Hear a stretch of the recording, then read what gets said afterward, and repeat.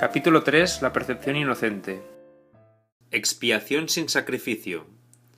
Hay otro punto que debe quedar perfectamente claro, antes de que pueda desaparecer cualquier residuo de temor que aún esté asociado con los milagros. La crucifixión no estableció la expiación, fue la resurrección la que lo hizo.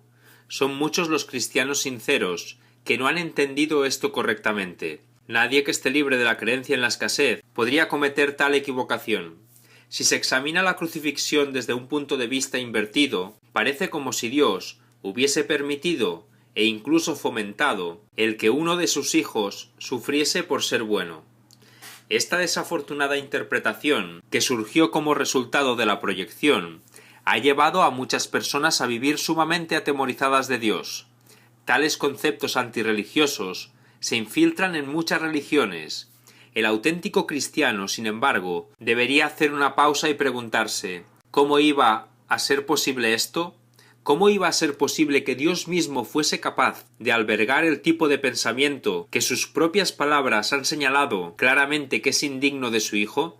La mejor defensa, como de costumbre, consiste en no atacar la posición de otro, sino más bien en proteger la verdad. No es muestra de gran sensatez aceptar un concepto si para justificarlo tienes que invertir todo un marco de referencia. Este procedimiento es doloroso en sus aplicaciones menores y verdaderamente trágico en una escala mayor. Con frecuencia la persecución termina siendo un intento de justificar la terrible y errónea percepción de que Dios mismo persiguió a su propio Hijo en nombre de la salvación. Ni siquiera las mismas palabras tienen sentido. Superar esto ha sido sumamente difícil, pues si bien este error no es más difícil de corregir que cualquier otro, son muchos los que no han estado dispuestos a abandonarlo en vistas de su eminente valor como defensa. Un ejemplo menos dramático es el del padre que dice: «Esto me duele a mí más que a ti», y se siente exonerado al darle una paliza a su hijo.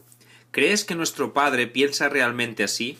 Es tan esencial eliminar cualquier pensamiento de este tipo que debemos asegurarnos de que nada semejante permanezca en tu mente. Yo no fui castigado porque tú fueses malo. La lección completamente benévola que la expiación enseña se echa a perder si se mancilla con cualquiera de las formas en que esta clase de distorsión se manifiesta. La afirmación «mía es la venganza», dice el Señor, es una percepción falsa mediante la cual uno atribuye a Dios su propio pasado malvado. Ese pasado malvado no tiene nada que ver con Dios. Él no lo creó, ni tampoco lo sustenta. Dios no cree en el castigo. Su mente no crea de esa manera. Dios no tiene nada contra ti por razón de tus malas acciones. ¿Cómo sería posible entonces que me hubiese acusado a mí por ellas? Asegúrate de que reconoces cuán absolutamente imposible es esta suposición, y también de que procede enteramente de la proyección. Este tipo de error es responsable de una multitud de errores similares, incluyendo la creencia de que Dios rechazó a Adán y lo expulsó del jardín del Edén. Quizá por eso piensas que no te estoy guiando bien. He tomado las máximas precauciones para usar palabras que sean casi imposibles de distorsionar. Pero siempre es posible tergiversar los símbolos si así se desea. El sacrificio es una noción que Dios desconoce por completo. Procede únicamente del miedo, y los que tienen miedo pueden ser crueles. Cualquier forma de sacrificio es una violación de mi exhortación de que debes ser misericordioso, al igual como nuestro Padre en el cielo lo es. A muchos cristianos les ha resultado difícil darse cuenta de que esto les atañe a ellos. Los buenos maestros nunca aterrorizan a sus estudiantes. Aterrorizar es atacar, y como resultado de ello se produce un rechazo de lo que el maestro ofrece, malográndose así el aprendizaje. Se me ha llamado correctamente el Cordero de Dios, que quita los pecados del mundo, mas quienes representan al Cordero manchado de sangre no entienden el significado del símbolo. Si se entiende correctamente, es un símbolo muy simple, que habla de mi inocencia.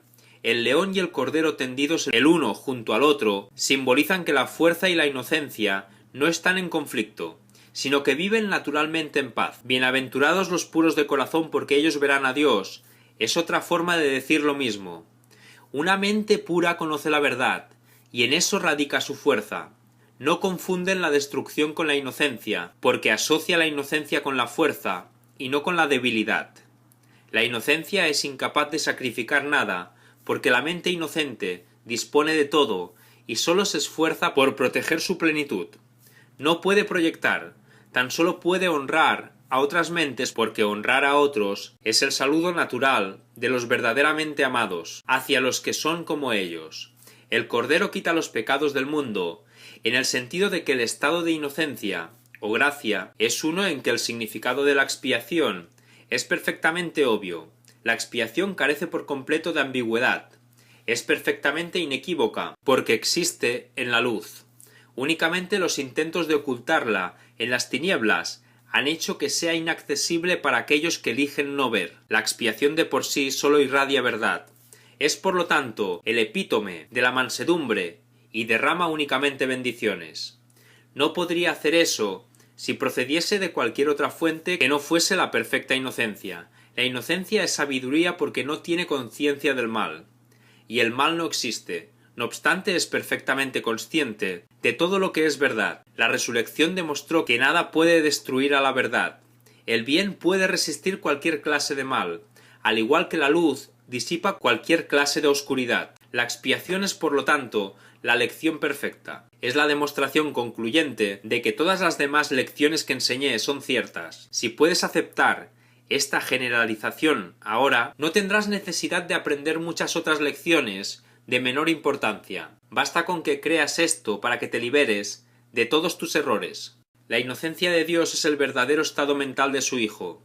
En ese estado tu mente conoce a Dios, pues Dios no es algo simbólico, Dios es un hecho. Cuando conoces a su Hijo tal como es, te das cuenta de que la expiación, y no el sacrificio, es la única ofrenda apropiada para el altar de Dios, en el que sólo la perfección tiene cabida. El entendimiento de los inocentes es la verdad. Por eso es por lo que sus altares son verdaderamente radiantes.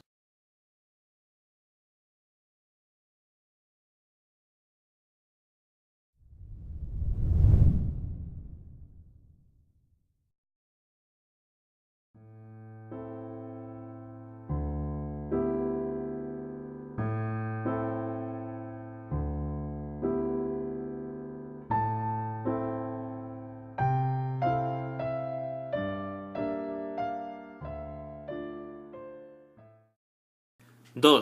Los milagros y la percepción verdadera. He afirmado que los conceptos básicos a los que este curso hace referencia no admiten grados.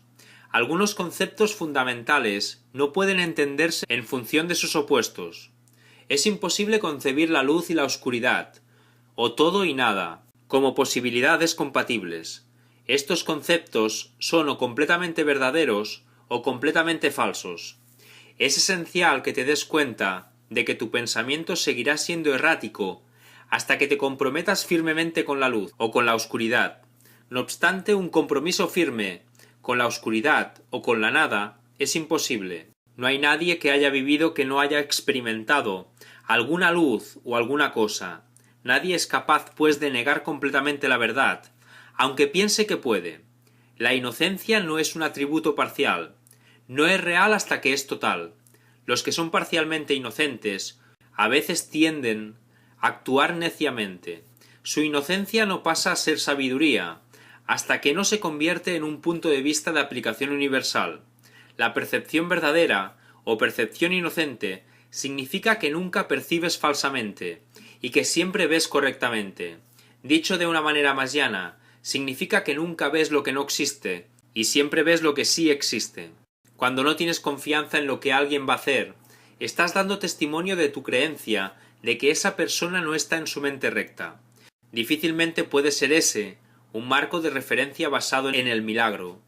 Esa falta de confianza produce asimismo el efecto desastroso de negar el poder del milagro. El milagro percibe todo tal como es. Si lo único que existe es la verdad, lo único que la mentalidad recta puede ver es perfección. He dicho que sólo lo que Dios crea, o lo que tú creas, con la misma voluntad existe realmente. Eso es, pues, lo único que los inocentes pueden ver. Los inocentes no adolecen de una percepción distorsionada. Tienes miedo de la voluntad de Dios porque has usado tu mente, que Él creó a semejanza de la suya propia, para crear falsamente. La mente solo puede crear falsamente cuando cree que no es libre. Una mente aprisionada no es libre porque está poseída, o refrenada por sí misma. Está, por lo tanto, limitada, y la voluntad no es libre de afirmarse a sí misma. Ser uno es ser de la misma mente, o voluntad. Cuando la voluntad de la filiación y la del Padre son una, la perfecta armonía entre ellas es el cielo. Nada puede prevalecer contra un Hijo de Dios, que encomienda su espíritu en las manos de su Padre. Al hacer esto, la mente despierta de su sueño y recuerda a su Creador. Toda sensación de separación desaparece.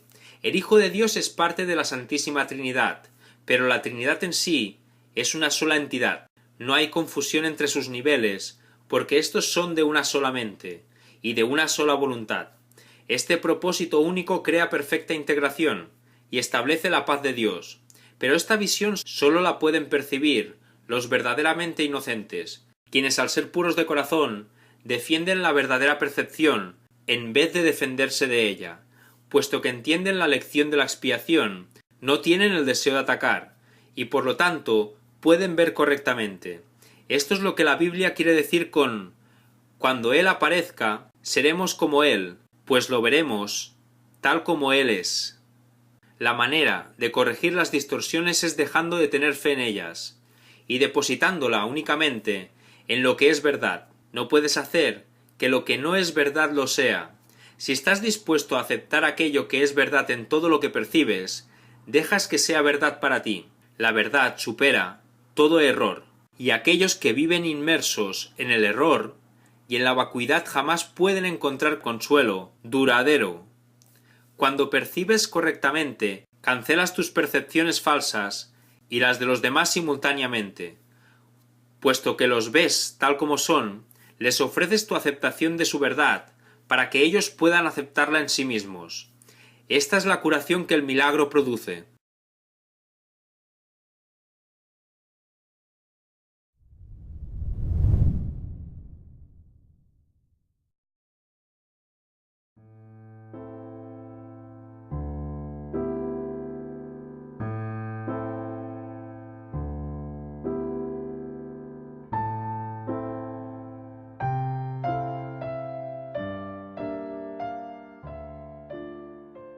―3. Percepción y conocimiento. Hemos estado haciendo hincapié en la percepción, y apenas hemos hablado del conocimiento. Esto ha sido así porque la percepción tiene que ser corregida antes de que puedas llegar a saber nada. Saber es tener certeza. La incertidumbre significa que no sabes. El conocimiento es poder porque goza de certeza, y la certeza es fuerza. La percepción es temporal. Al ser un atributo de la creencia, en el espacio y en el tiempo, es susceptible de producir miedo o amor.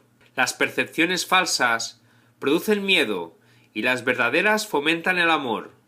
Mas ninguna de ellas brinda certeza, porque toda percepción está sujeta a cambios.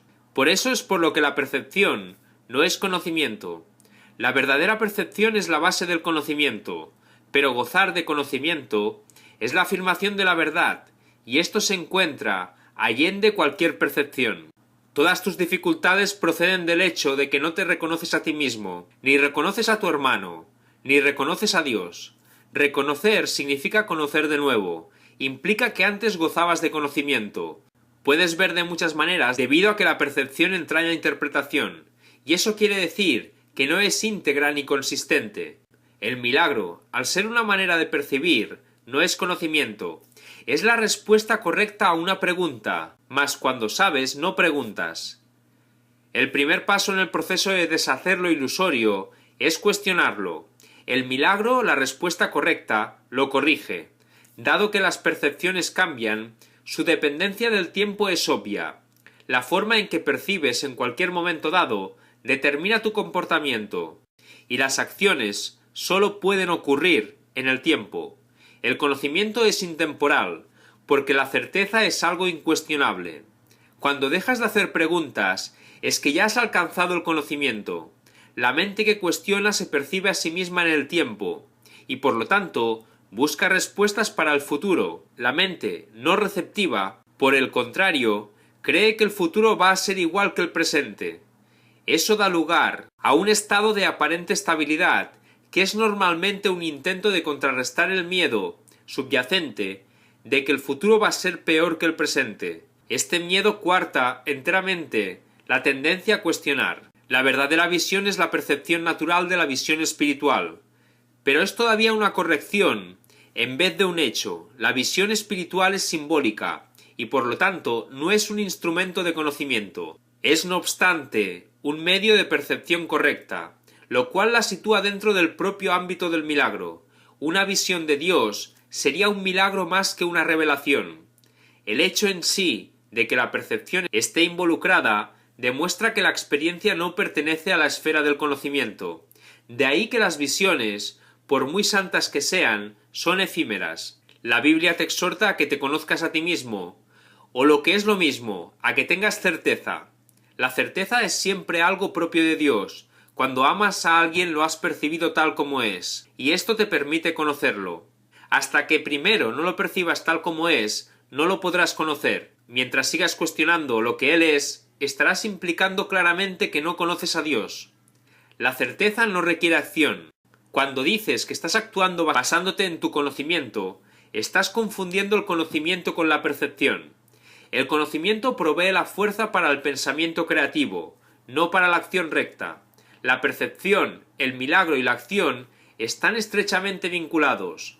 El conocimiento es el resultado de la revelación, y genera solo pensamiento. La percepción, aun en su forma más espiritualizada, incluye al cuerpo. El conocimiento procede del altar interno, y es intemporal porque goza de certeza. No es lo mismo percibir la verdad que conocerla. Una percepción correcta es necesaria antes de que Dios pueda comunicarse directamente con sus altares, los cuales Él estableció en sus hijos. En dichos altares es donde Él puede comunicar su certeza, y su conocimiento inevitablemente brindará paz. Dios no es un extraño para sus hijos, ni sus hijos son extraños entre sí. El conocimiento precedió tanto a la percepción como al tiempo, y finalmente lo reemplazará.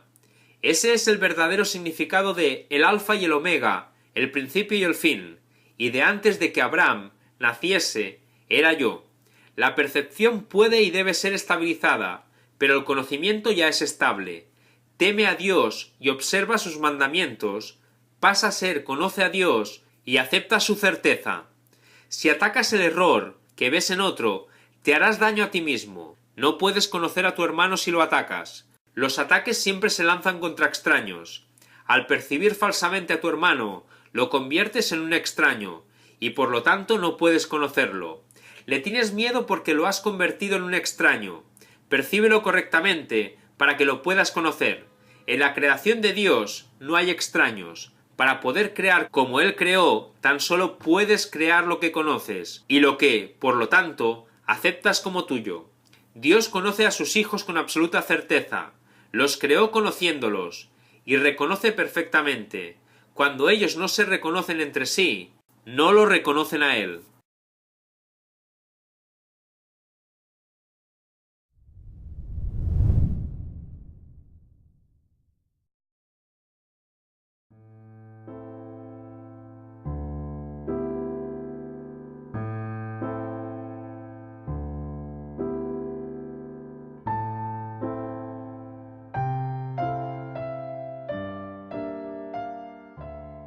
⁴. El error y el ego. Las capacidades que ahora posees no son sino sombras de tu verdadera fuerza.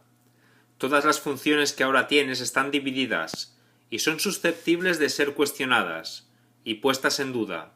Esto se debe a que no tienes certeza acerca de cómo vas a usarlas, y por consiguiente, el conocimiento queda vedado para ti. Y éste te está asimismo vedado porque todavía percibes sin amor. Antes de que la separación introdujese las nociones de grados, aspectos e intervalos, la percepción no existía. El espíritu no tiene niveles, y todo conflicto surge como consecuencia del concepto de niveles. Solo los niveles de la Trinidad gozan de unidad. Los niveles creados por la separación no pueden sino estar en conflicto. Ello se debe a que ninguno de ellos significa nada para los demás. La conciencia, el nivel de la percepción, fue la primera división que se introdujo en la mente, después de la separación.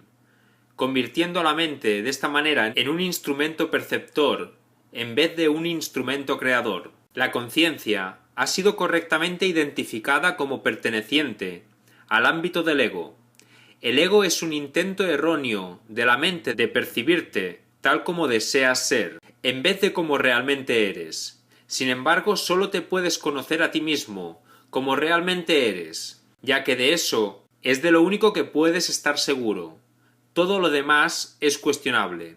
El ego es el aspecto inquisitivo del ser, que surgió después de la separación, el cual fue fabricado en vez de creado.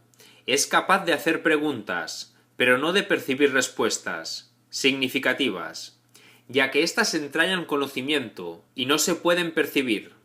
La mente está por consiguiente confusa, porque sólo la mentalidad uno está exenta de confusión. Una mente separada o dividida no puede sino estar confundida. Tiene necesariamente que sentirse incierta acerca de lo que es, y no puede sino estar en conflicto, puesto que está en desacuerdo consigo misma. Esto hace que sus aspectos sean extraños entre sí, y esta es la esencia de la condición propensa al miedo, en la que el ataque siempre tiene cabida. Tal como te percibes, tienes todas las razones del mundo para sentirte atemorizado. De ahí que no te puedas liberar del miedo hasta que no te des cuenta, no solo de que no te creaste a ti mismo, sino de que tampoco habrías podido hacerlo. Nunca podrás hacer que tus percepciones falsas sean verdaderas, y tu creación no se ve afectada en modo alguno por tu error. Por eso es por lo que, en última instancia, tienes que optar por subsanar la separación. No se debe confundir a la mente que goza de conocimiento con la mentalidad recta, ya que sólo esta última está vinculada a la percepción verdadera. Puedes tener una mentalidad recta o una mentalidad errada, y aun esto es cuestión de grados, lo cual demuestra claramente que ninguna de ellas tiene nada que ver con el conocimiento. El término mentalidad recta se debe entender como aquello que corrige la mentalidad errada, y se refiere al estado mental que induce a una percepción fidedigna. Es un estado de mentalidad milagrosa, porque sana la percepción errónea, lo cual es ciertamente un milagro, en vista de cómo te percibes a ti mismo. La percepción siempre entraña algún uso inadecuado de la mente, puesto que la lleva a áreas de incertidumbre. La mente es muy activa.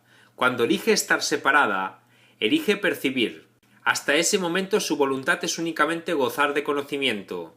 Una vez que ha elegido percibir, no puede sino elegir ambiguamente, y la única forma de escaparse de la ambigüedad es mediante una percepción clara.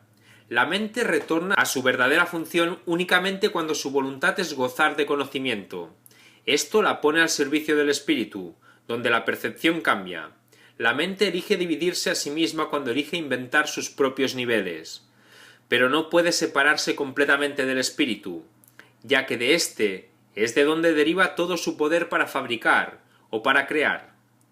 Aun en la creación falsa, la mente está afirmando su origen, pues de otro modo simplemente dejaría de existir. Esto último, no obstante, es imposible, ya que la mente le pertenece al espíritu, que Dios creó, y que por lo tanto es eterno. La capacidad de percibir hizo que el cuerpo fuese posible, ya que tienes que percibir algo y percibirlo con algo.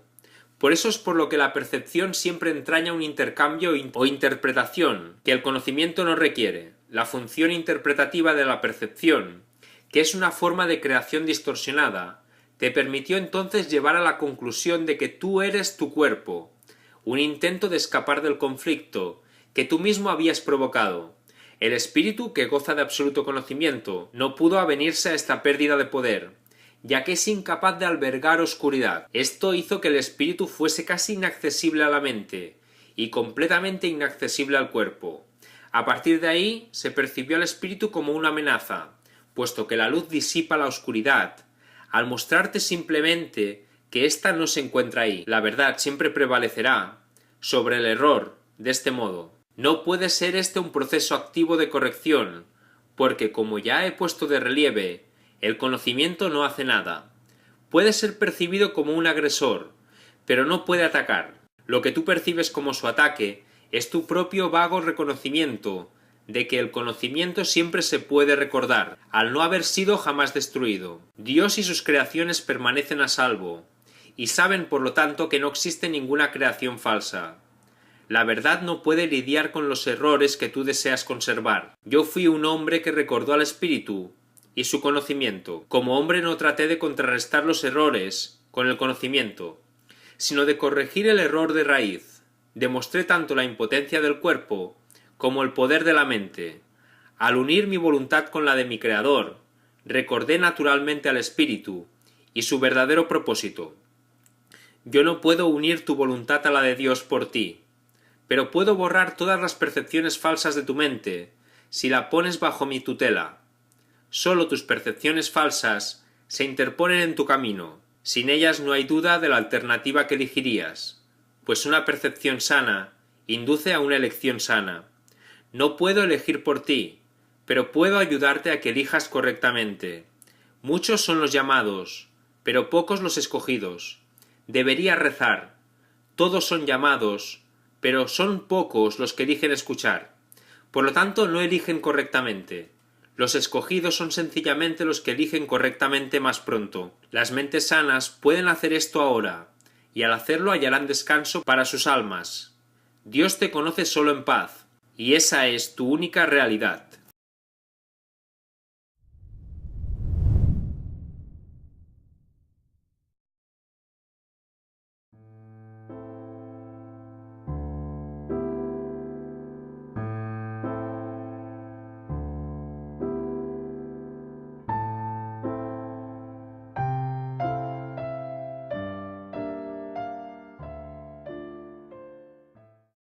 ―5. Más allá de la percepción.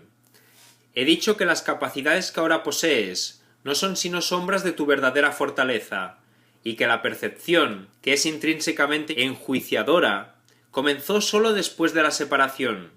Desde entonces nadie ha estado seguro de nada. He dejado claro asimismo que la resurrección fue el medio para regresar al conocimiento, lo cual se logró mediante la unión de mi voluntad con la de mi Padre. Es oportuno ahora establecer esta distinción, ya que ha de clarificar algunos de los postulados que se presentarán más adelante. Desde que se produjo la separación ha habido una gran confusión entre las palabras crear y fabricar. Cuando fabricas algo, lo haces como resultado de una sensación específica de carencia o de necesidad. Nada que se haya hecho con un propósito específico tiene la capacidad de poder generalizarse. Cuando haces algo para remediar lo que percibes como una insuficiencia, estás afirmando tácitamente que crees en la separación. El ego ha inventado un gran número de sistemas de pensamiento ingeniosos con ese propósito, mas ninguno de ellos es creativo. La inventiva, aun en su manifestación más ingeniosa, es un esfuerzo en vano. Su naturaleza sumamente específica apenas se compara con la creatividad abstracta de las creaciones de Dios. El conocimiento, como ya hemos observado, no conduce a la acción. Tu confusión entre tu verdadera creación y lo que has hecho de ti mismo es tan grande que se te ha hecho literalmente imposible saber nada. El conocimiento es siempre estable, y es evidente que tú no lo eres. Aun así eres perfectamente estable tal como Dios te creó. En ese sentido, cuando tu comportamiento es inestable, estás en desacuerdo con la idea que Dios tiene acerca de tu creación. Puedes hacer esto si así lo eliges, mas no querrías hacerlo si estuvieras en tu mente recta. La pregunta fundamental que continuamente te haces, no puedes propiamente dirigírtela a ti mismo. Continúas preguntándote qué es lo que eres, lo cual implica no solo que sabes la respuesta, sino que es a ti a quien le corresponde proveerla. No obstante, es imposible que puedas percibirte a ti mismo correctamente. No tienes una imagen que puedas percibir. La palabra imagen está siempre vinculada a la percepción, y no forma parte del conocimiento. Las imágenes son simbólicas, y representan algo diferente de ellas mismas. La idea de cambiar tu imagen reconoce el poder de la percepción, pero implica también que no hay nada estable en ti que se pueda conocer. El conocimiento no está sujeto a interpretaciones. Puedes tratar de interpretar el significado de algo, pero en esto siempre existe la posibilidad de equivocarse, porque se refiere a la percepción que se tiene del significado. Tales incongruencias son el resultado de tus intentos de considerarte a ti mismo separado y no separado al mismo tiempo. Es imposible incurrir en una confusión tan fundamental, sin aumentar aún más tu confusión general. Tu mente podrá haber llegado a ser muy ingeniosa, pero como siempre ocurre cuando el método y el contenido están en desacuerdo, la usas en un fútil intento de escaparte de un callejón sin salida. La ingeniosidad no tiene nada que ver con el conocimiento, pues el conocimiento no requiere ingeniosidad. El pensamiento ingenioso no es la verdad que te hará libre, pero te librarás de la necesidad de usarlo una vez que estés dispuesto a prescindir de él. La oración es una forma de pedir algo. Es el vehículo de los milagros, mas la única oración que tiene sentido es la del perdón, porque los que han sido perdonados lo tienen todo. Una vez que se ha aceptado el perdón, la oración en su sentido usual deja de tener sentido. La oración del perdón no es más que una petición para que puedas reconocer lo que ya posees. Cuando elegiste la percepción en vez del conocimiento, te colocaste en una posición en la que solo percibiendo milagrosamente podías parecerte a tu Padre. Has perdido el conocimiento de que tú mismo eres un milagro de Dios. La creación es tu fuente, y es también la única función que verdaderamente tienes. La afirmación Dios creó al hombre a imagen y semejanza propia necesita ser reinterpretada. Imagen puede entenderse como pensamiento, y semejanza como de una calidad semejante. Dios efectivamente creó al espíritu en su propio pensamiento, y de una calidad semejante a la suya propia. No hay nada más. La percepción, por otra parte, no puede tener lugar sin la creencia en más y en menos. La percepción entraña selectividad a todo nivel. Es un proceso continuo de aceptación y rechazo, de organización y reorganización, de sustitución y cambio. Evaluar es un aspecto esencial de la percepción, ya que para poder seleccionar es necesario juzgar. ¿Qué le ocurre a la percepción en ausencia de juicios? ¿O de nada que no sea perfecta igualdad? Percibir se vuelve imposible. La verdad solo se puede conocer. Toda ella es igualmente verdadera, y conocer cualquier parte de ella es conocerla en su totalidad. Únicamente la percepción entraña una conciencia parcial. El conocimiento trasciende las leyes que gobiernan la percepción, porque un conocimiento parcial es imposible. El conocimiento es uno y no tiene partes separadas. Tú que eres realmente uno con él, solo necesitas conocerte a ti mismo, para que tu conocimiento sea total. Conocer el milagro de Dios es conocerlo a Él. El perdón es lo que sana la percepción de la separación. Es necesario que percibas correctamente a tu hermano, debido a que las mentes han elegido considerarse a sí mismas como entidades separadas. El espíritu tiene absoluto conocimiento de Dios. En eso radica su poder milagroso. El hecho de que cada uno de nosotros disponga de ese poder en su totalidad es una condición enteramente ajena al pensar del mundo. El mundo cree que si alguien lo tiene todo, no queda nada para los demás. Mas los milagros de Dios son tan totales como sus pensamientos, porque son sus pensamientos. Mientras continúe habiendo percepción, la oración será necesaria, puesto que la percepción se basa en la escasez.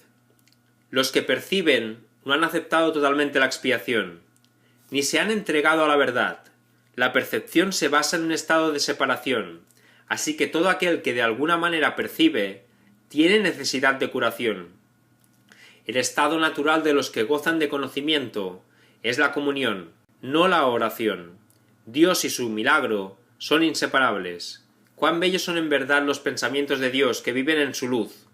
Tu valía está más allá de la percepción, porque está más allá de toda duda. No te percibas a ti mismo bajo ninguna otra luz. Conócete en la única luz, en la que el milagro que eres se alza en perfecta claridad.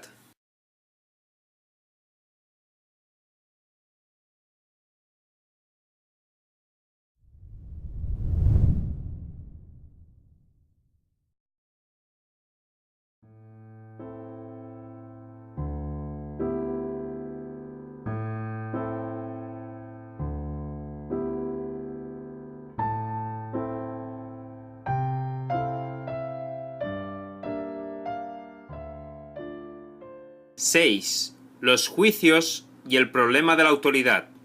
Hemos hablado ya del juicio final, aunque no con gran detalle. Después de Después del juicio final no habrá ningún otro. Dicho juicio es simbólico porque más allá de la percepción no hay juicios. Cuando la Biblia dice no juzguéis y no seréis juzgados, lo que quiere decir es que si juzgas la realidad de otros, no podrás evitar juzgar la tuya propia. La decisión de juzgar en vez de conocer es lo que nos hace perder la paz. Juzgar es el proceso en el que se basa la percepción, pero no el conocimiento. He hecho referencia a esto anteriormente al hablar de la naturaleza selectiva de la percepción, y he señalado que la evaluación es obviamente su requisito previo. Los juicios siempre entrañan rechazo. Nunca ponen de relieve solamente los aspectos positivos de lo que juzgan, ya sea en ti o en otros. Lo que se ha percibido y se ha rechazado, o lo que se ha juzgado y se ha determinado que es imperfecto, permanece en tu mente porque ha sido percibido. Una de las ilusiones de las que adoleces es la creencia de que los juicios que emites no tienen ningún efecto. Esto no puede ser verdad, a menos que también creas que aquello contra lo que has juzgado no existe. Obviamente no crees esto, pues de lo contrario, no lo habrías juzgado. En última instancia no importa si tus juicios son acertados o no, pues en cualquier caso, estás depositando tu fe en lo irreal. Esto es inevitable, independientemente del tipo de juicio de que se trate, ya que juzgar implica que abrigas la creencia de que la realidad está a tu disposición para que puedas seleccionar de ella lo que mejor te parezca. No tienes idea del tremendo alivio y de la profunda paz que resultan de estar con tus hermanos o contigo mismo sin emitir juicios de ninguna clase. Cuando reconozcas lo que eres y lo que tus hermanos son, te darás cuenta de que juzgarlos de cualquier forma que sea no tiene sentido. De hecho, pierdes el significado de lo que ellos son, precisamente porque los juzgas. Toda incertidumbre procede de la creencia de que es imprescindible juzgar. No tienes que juzgar para organizar tu vida, y definitivamente no tienes que hacerlo para organizarte a ti mismo. En presencia del conocimiento todo juicio queda automáticamente suspendido, y este es el proceso que le permite al conocimiento reemplazar a la percepción. Tienes miedo de todo aquello que has percibido, y te has negado a aceptar. Crees que por haberte negado a aceptarlo, has perdido control sobre ello. Por eso es por lo que lo ves en pesadillas, o disfrazado bajo apariencias agradables, en lo que parecen ser tus sueños más felices. Nada que te hayas negado a aceptar puede ser llevado a la conciencia. De por sí no es peligroso, pero tú has hecho que a ti te parezca que lo es. Cuando te sientes cansado es porque te has juzgado a ti mismo como capaz de estar cansado. Cuando te ríes de alguien es porque has juzgado a esa persona como alguien que no vale nada. Cuando te ríes de ti mismo, no puedes por menos que reírte de los demás, aunque solo sea porque no puedes tolerar la idea de ser menos que ellos. Todo esto hace que te sientas cansado, ya que es algo básicamente descorazonador. No eres realmente capaz de estar cansado, pero eres muy capaz de agotarte a ti mismo. La fatiga que produce el juzgar continuamente es algo realmente intolerable. Es curioso que una habilidad tan debilitante goce de tanta popularidad. No obstante, si deseas ser el autor de la realidad, te empeñarás en aferrarte a los juicios, también les tendrás miedo, y creerás que algún día serán usados contra ti. Sin embargo, esta creencia solo puede existir en la medida en que creas en la eficacia de los juicios, como un arma para defender tu propia autoridad. Dios ofrece únicamente misericordia. Tus palabras deben reflejar solo misericordia, porque eso es lo que has recibido, y eso es lo que deberías dar. La justicia es un expediente temporal, o un intento de enseñarte el significado de la misericordia. Es juzgadora únicamente porque tú eres capaz de cometer injusticias. He hablado de distintos síntomas, y a ese nivel, la variedad de los mismos es casi infinita. Todos ellos tienen no obstante una sola causa: el problema de la autoridad. Esta es la raíz de todo mal. Cada síntoma que el ego inventa es una contradicción, debido a que la mente está dividida entre el ego y el Espíritu Santo. De tal modo que cualquier cosa que el ego haga es parcial y contradictoria. Esta posición insostenible es el resultado del problema de la autoridad. que al aceptar como premisa el único pensamiento inconcebible, solo puede producir ideas que a su vez son inconcebibles. El problema de la autoridad es en realidad una cuestión de autoría. Cuando tienes un problema de autoridad, es siempre porque crees ser tu propio autor, y proyectas ese engaño sobre los demás. Percibes entonces la situación como una en que los demás están literalmente luchando contigo para arrebatarte tu autoría. Este es el error fundamental de todos aquellos que creen haber usurpado el poder de Dios. Esta creencia le resulta aterradora, pero a Dios ni siquiera le inquieta. Él está deseoso, no obstante, de erradicarla, no como un castigo para sus hijos, sino tan solo porque sabe que les produce infelicidad. Las creaciones de Dios disponen de la verdadera autoría, mas tú prefieres permanecer anónimo cuando eliges separarte de tu autor. Al no tener certeza con respecto a quién es tu verdadero autor, crees que tu creación fue anónima. Esto te pone en una situación en la que lo único que parece tener sentido es creer que tú te creaste a ti mismo. La disputa acerca de quién es tu autor ha dejado a tu mente en tal estado de incertidumbre que ésta puede incluso llegar a dudar de que tú realmente existas. Solo los que abandonan todo deseo de rechazar pueden saber que es imposible que ellos puedan ser rechazados. No has usurpado el poder de Dios, pero lo has perdido. Afortunadamente, perder algo no significa que haya desaparecido. Significa simplemente que no recuerdas dónde está. Su existencia no depende de que puedas identificarlo o incluso localizarlo. Es posible contemplar la realidad sin juzgar y simplemente saber que está ahí. La paz es el patrimonio natural del espíritu. Todo el mundo es libre de rechazar su herencia, pero no de establecer lo que ésta es. El problema que todos tienen que resolver es la cuestión fundamental de la autoría. Todo miedo procede en última instancia, y a veces por rutas muy tortuosas, de negar la verdadera autoría. La ofensa no es nunca contra Dios, sino contra aquellos que lo niegan. Negar su autoría es negarte a ti mismo la razón de tu paz, de modo que solo te puedes ver a ti mismo fragmentado. Esta extraña percepción es el problema de la autoridad. No hay nadie que de una manera u otra no se sienta aprisionado. Si ese es el resultado de su libre albedrío, tiene por ende que considerar que su voluntad no es libre, o de lo contrario el razonamiento circular de esta premisa sería evidente. El libre albedrío no puede sino conducir a la libertad. Los juicios siempre aprisionan, ya que fragmentan la realidad con las inestables balanzas del deseo.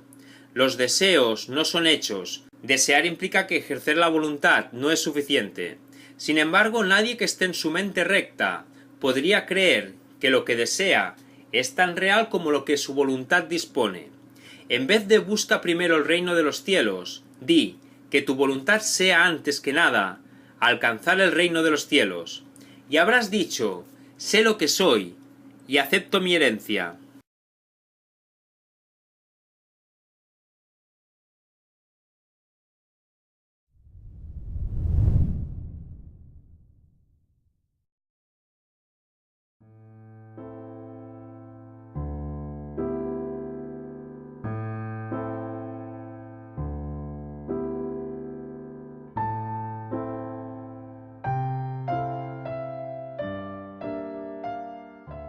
¡7! Crear en contraposición a fabricar una imagen propia. Todo sistema de pensamiento tiene que tener un punto de partida. Empieza ya sea creando o fabricando. Diferencia esta a la que ya hemos hecho referencia. La semejanza entre ambas cosas reside en el poder que tienen como cimientos. Su diferencia en lo que descansa sobre ellas. Ambas son piedras angulares de sistemas de creencias por las que uno rige su vida. Creer que un sistema de pensamiento basado en mentiras es débil es un error. Nada que un hijo de Dios haya hecho carece de poder. Es esencial que te des cuenta de esto, pues de lo contrario no podrás escapar de la prisión que tú mismo has construido. No puedes resolver el problema de la autoridad, menospreciando el poder de tu mente. Hacer esto es engañarte a ti mismo, y ello te hará daño porque realmente comprendes el poder de la mente. Comprendes también que no puedes debilitarla, de la misma manera en que tampoco puedes debilitar a Dios. El diablo es un concepto aterrador, porque parece ser sumamente poderoso y sumamente dinámico. El diablo se le percibe como una fuerza que lucha contra Dios, por la posesión de sus creaciones. El diablo engaña con mentiras, y erige reinos en los que todo está en directa oposición a Dios. Sin embargo, atrae a los hombres en vez de repelerlos, y estos están dispuestos a venderle sus almas a cambio de regalos sin ningún valor. Esto no tiene ningún sentido. Hemos hablado ya de la caída o separación, mas su significado tiene que comprenderse claramente. La separación es un sistema de pensamiento que, si bien es bastante real en el tiempo, en la eternidad no lo es, en absoluto. Para el creyente todas sus creencias son ciertas. En el jardín simbólico se prohibió la fruta de un solo árbol, mas Dios no pudo haberla prohibido, o de lo contrario, nadie la habría podido comer. Si Dios conoce a sus hijos, y te aseguro que los conoce, ¿cómo iba a ponerles en una situación en la que su propia destrucción fuese posible? Al árbol prohibido se le llamó el árbol del conocimiento. Sin embargo, Dios creó el conocimiento y se lo otorgó libremente a todas sus creaciones. Este simbolismo se ha interpretado de muchas maneras, pero puedes estar seguro de que cualquier interpretación que conciba a Dios o a sus creaciones como capaces de destruir su propio propósito es errónea. Comer de la fruta del árbol del conocimiento es una expresión que simboliza la usurpación de la capacidad de autocrearse. Solamente en este sentido no son Dios y sus creaciones co-creadores. La creencia de que lo son está implícita en el autoconcepto, o sea, la tendencia del ser a forjar una imagen de sí mismo. Las imágenes solo se pueden percibir, no conocer. El conocimiento no puede engañar, pero la percepción sí. Puedes percibirte como tu propio creador, pero lo que a lo sumo puedes hacer es creerlo. No puedes hacer que sea verdad. Y como dije anteriormente, cuando por fin percibas correctamente, no podrás sino alegrarte de que así sea. Hasta entonces, empero, la creencia de que sí puedes es la piedra angular de tu sistema de pensamiento, y utilizas todas tus defensas para atacar las ideas que podrían ponerla al descubierto. Todavía crees que eres una imagen que tú mismo fabricaste. Tu mente está en desacuerdo con el Espíritu Santo en este punto, y no hay posibilidad de resolver esto mientras te empeñes en creer lo que es literalmente inconcebible. Esta es la razón de que no puedas crear y de que tengas miedo de todo lo que fabricas. La mente puede hacer que la creencia en la separación sea muy real y aterradora, y esta creencia es lo que es el diablo.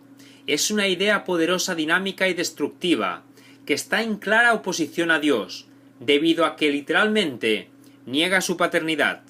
Examina tu vida y observa lo que el diablo ha hecho, pero date cuenta de que eso que ha hecho se desvanecerá completamente a la luz de la verdad, ya que su cimiento es una mentira. El hecho de que Dios te haya creado constituye el único cimiento que no puede ser debilitado, ya que la luz se encuentra en él. Tu punto de partida es la verdad, y tienes que retornar a tu origen. Mucho se ha visto desde entonces, pero en realidad no ha ocurrido nada. Tu ser no ha dejado de estar en paz, a pesar de que tu mente está en conflicto. Todavía no has retornado lo suficiente, y de ahí que tengas tanto miedo. A medida que te acerques a tu origen, experimentarás el miedo a la destrucción de tu sistema de pensamiento, como si se tratase del miedo a la muerte. Pero la muerte no existe. Lo que existe es la creencia en la muerte. La rama que no da fruto será cortada y se secará. Alégrate de que sea así. La luz brillará desde la verdadera fuente de la vida, y tu forma de pensar quedará corregida. No puede ser de otra manera. Tú que tienes miedo de la salvación, estás erigiendo la muerte. Vida y muerte, luz y oscuridad, conocimiento y percepción son conceptos irreconciliables. Creer que se pueden reconciliar es creer que Dios y su Hijo no pueden reconciliarse. Solo la unicidad del conocimiento está libre de conflicto. Tu reino no es de este mundo, porque te fue dado desde más allá de él. La idea de un problema de autoridad tiene sentido únicamente en este mundo. Al mundo no se le abandona mediante la muerte, sino mediante la verdad. Y la verdad solo la pueden conocer aquellos para quienes el reino fue creado y para quienes espera.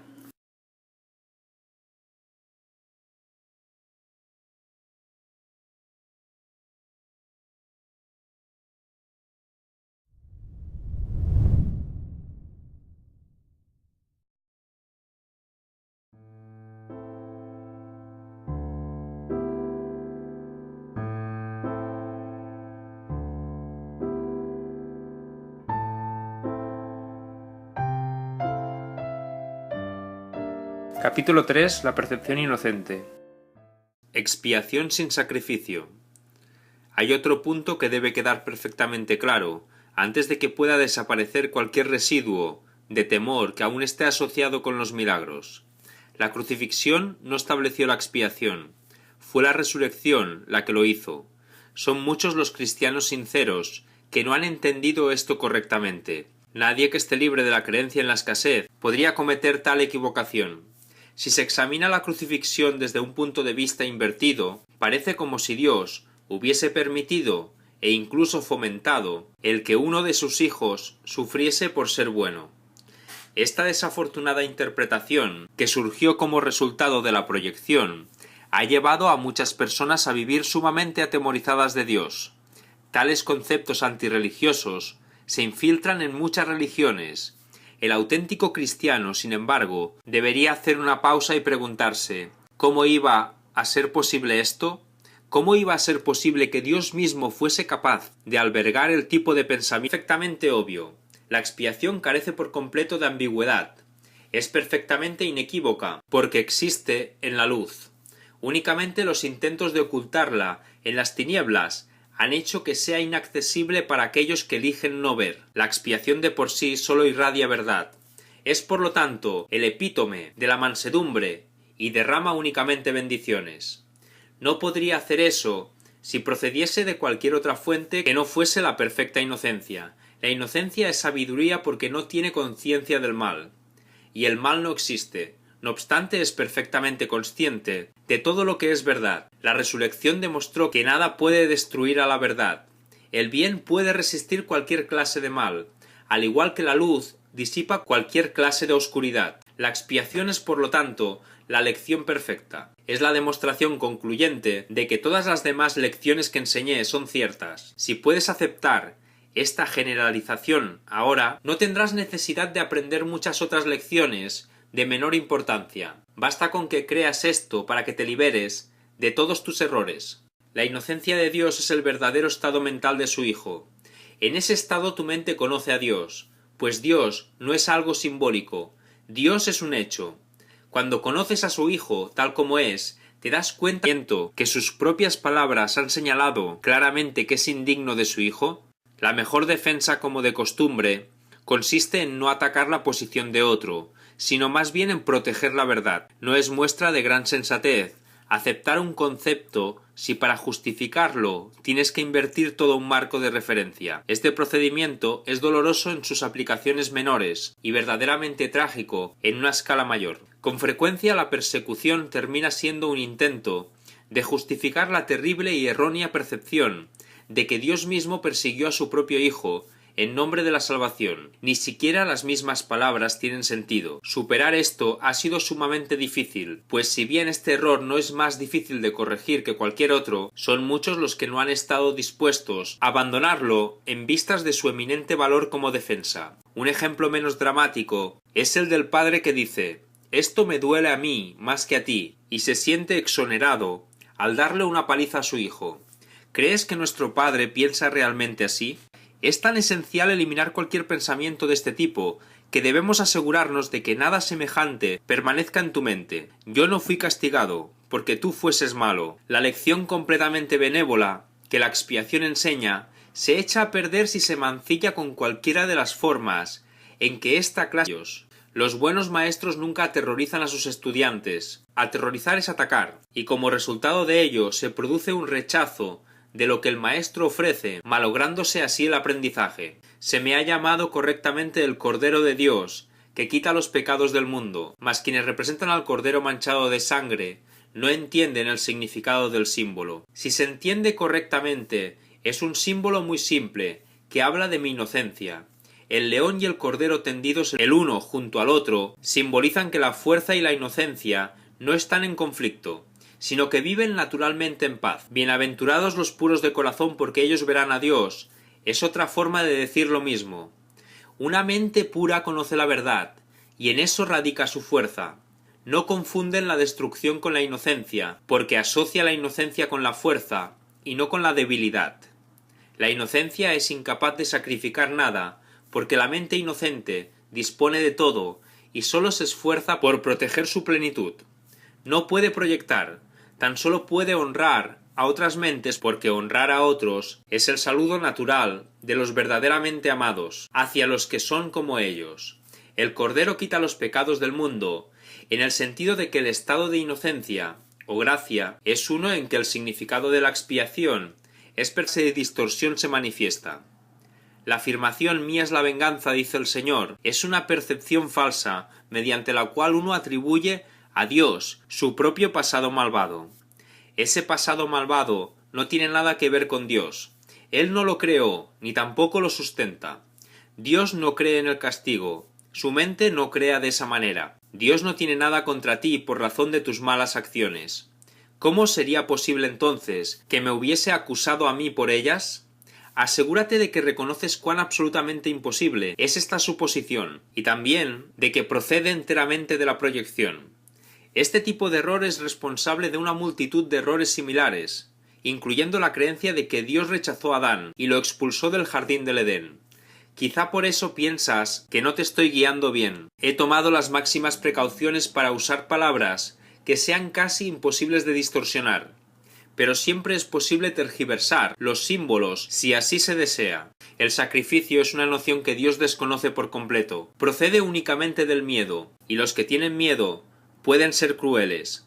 Cualquier forma de sacrificio es una violación de mi exhortación, de que debes ser misericordioso, al igual como nuestro Padre en el cielo lo es. A muchos cristianos les ha resultado difícil darse cuenta de que esto les atañe a ellos.